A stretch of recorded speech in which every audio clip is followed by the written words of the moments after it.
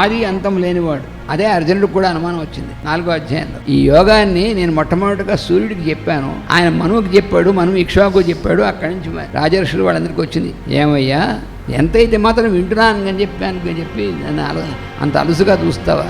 నువ్వెప్పుడు పుట్టావు?